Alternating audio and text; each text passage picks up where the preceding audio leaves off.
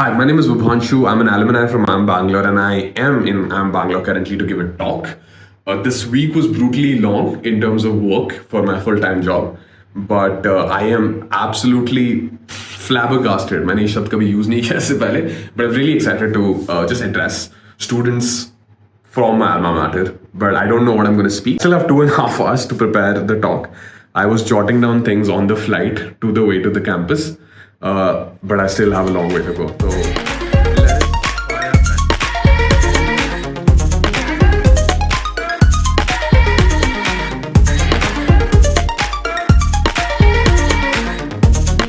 and is currently a junior associate at McKinsey & Co. He is a gold medalist from IISc class of 2022. Please welcome him.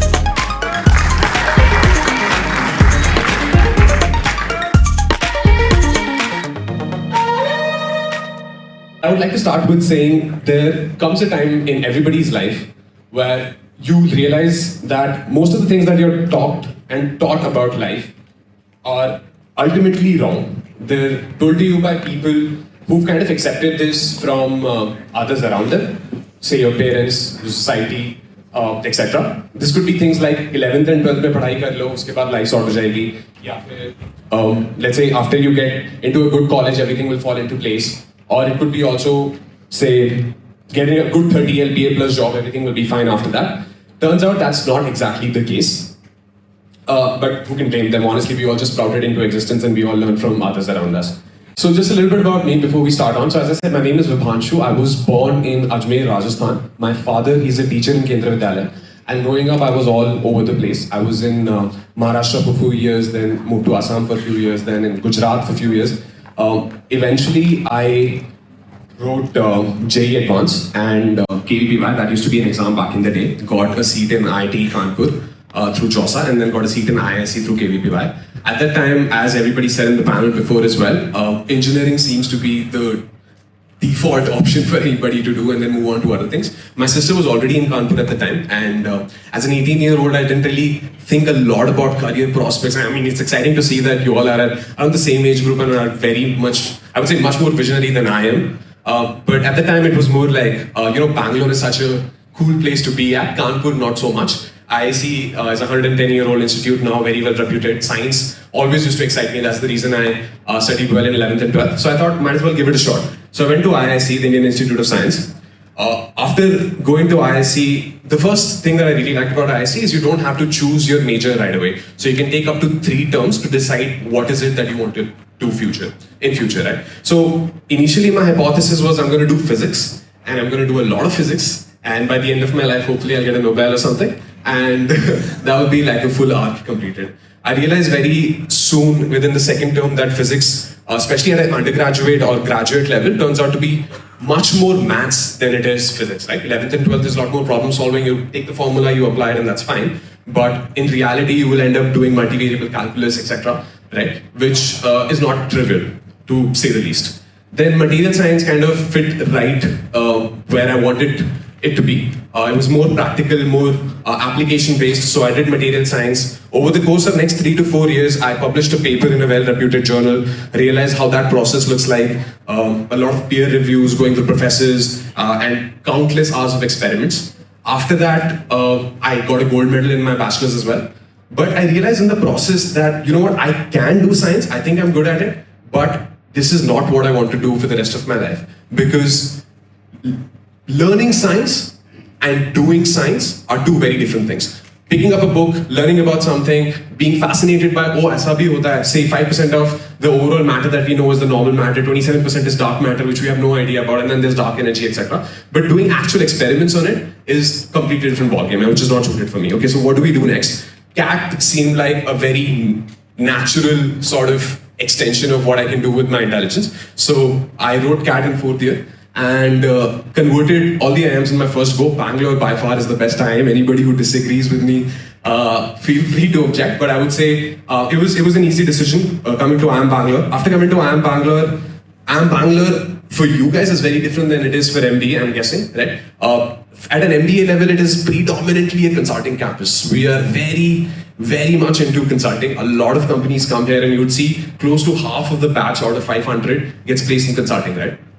So And within consulting firms, McKinsey being the oldest and the one that I started is the most coveted. So naturally, I was also drawn to the firm. Fortunately, I got a shortlist. I interned with the firm, worked on a strategy piece for a large insurer, then also worked with an insurtech on the side. It was a very brutal 2 month. Brutal in the sense of long work hours, not so much in terms of the working environment. The people were really nice. The problem statements were challenging.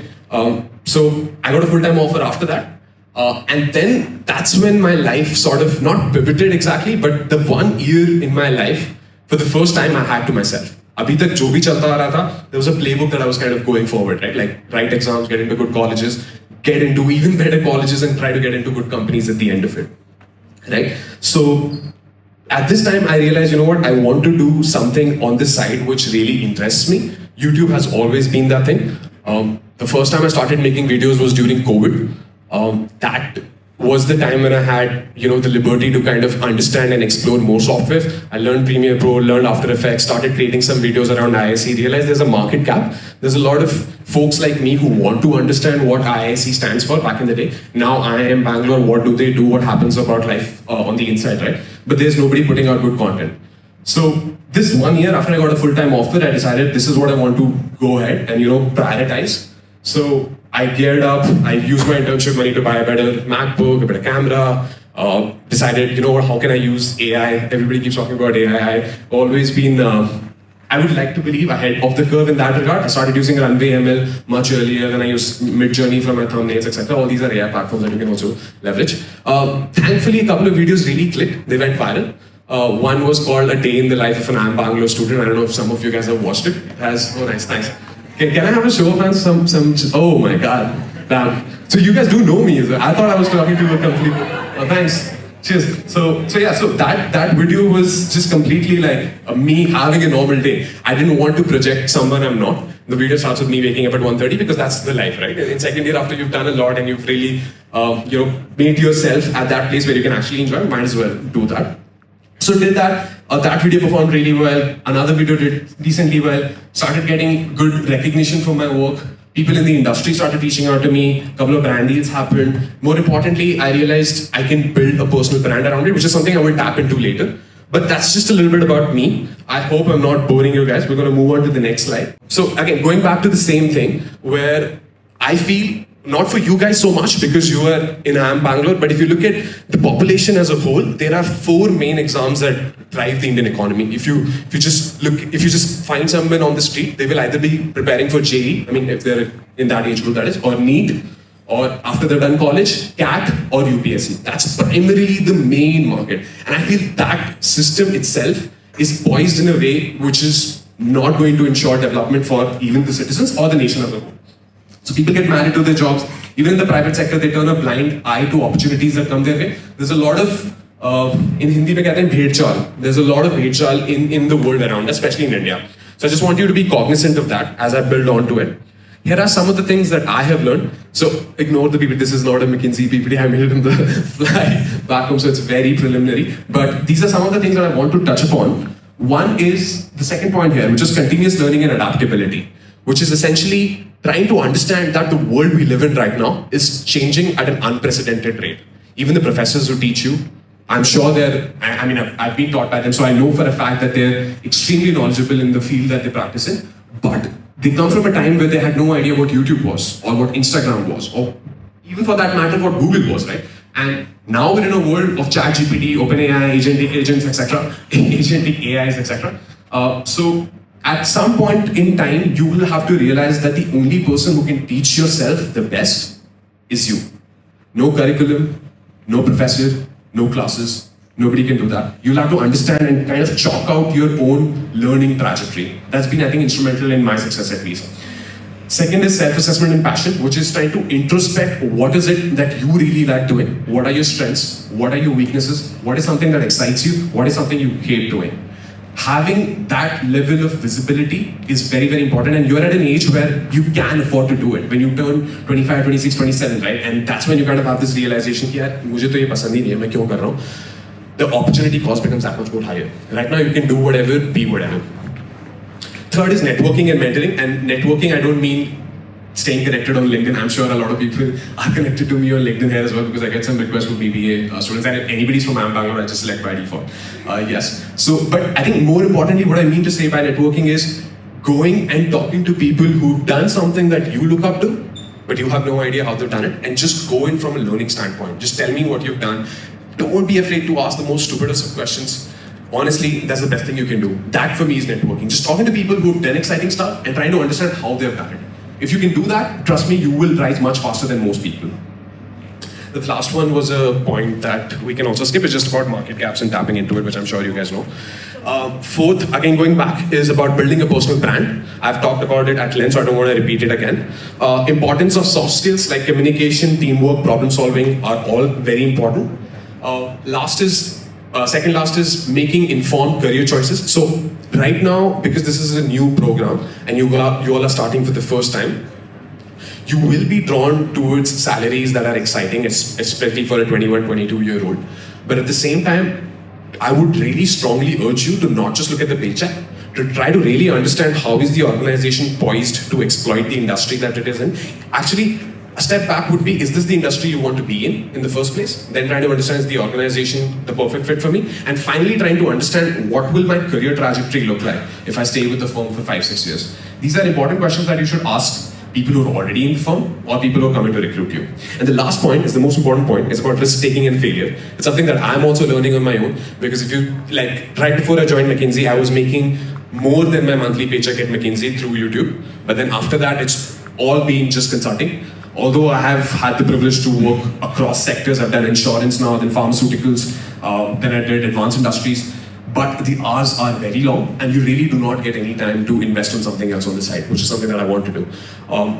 But I would urge you guys to definitely be very, very up for taking risks and to just see invaluable learning opportunities in your track right now. So now I'm moving towards the final bit of my talk. And now I want to touch upon life a little bit, which is to say, what is the objective function that you're trying to maximize? I notice how I borrow my language from mathematics, because at heart I remain a science student. So in mathematics we have these courses called optimization, where you have an objective function. It could be a polynomial, it could be an exponential, etc. And then you try to find values of x for which y gets optimized. Could be maximization or could be minimization, depending on the condition. So if I want to draw a similar analogy where your life is a function of different terms, could be love, career, money, drugs, I don't know, could be anything, right? So that objective function that exists, what is it that you're looking to maximize personally? And there are no right answers, there are no wrong answers, but it's important to ask that question, right? The way I see it, most of the world is just looking to maximize wealth. People are driving towards insane hours in industries that do not like. Even a sabziwala who's not earning a lot is constantly doing this because he needs to get wealth to, make ends meet.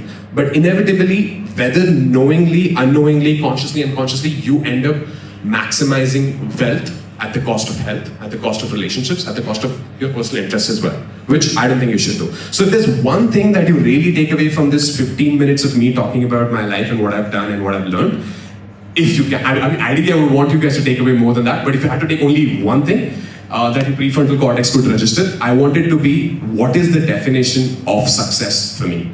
For instance, this is something that I've been working on for a while now. This is a definition that will keep shifting, but it's important that you keep it narrow and you keep it sharp.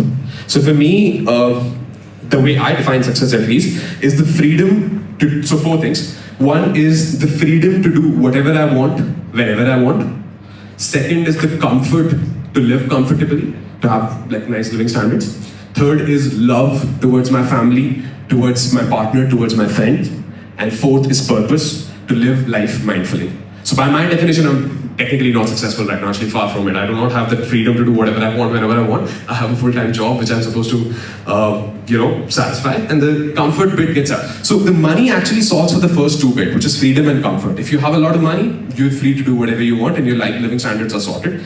The last 2 are more of, your personal life pace. But that's just me. It could be completely different for you. For all I know, you might be willing to, become the next Dipender Goel and build a net worth of more than 1,000 crores, right? But that's it. That's about, but it's important to really chalk it down for you and really keep iterating on it, because that will become your guiding light in this pursuit of life. Have that objective function that you know you're going to maximize. And then that's that. Last, I would like to end up with a couple of quotes that I really like. One is by this Greek philosopher called Seneca. He says we suffer more in our imagination than in reality, and I think that's pretty accurate. The second is with this friend of mine, now a friend, then a stranger, when I was in Rotterdam in Netherlands during my exchange. He was just throwing a frisbee around. I play frisbee, so I went up to him and I asked, can I also throw with him? So I threw frisbee. And eventually we started talking about life and stuff. So we sat near the canal. And when we were sitting next to the canal, he said, fear is merely a tool to protect ourselves.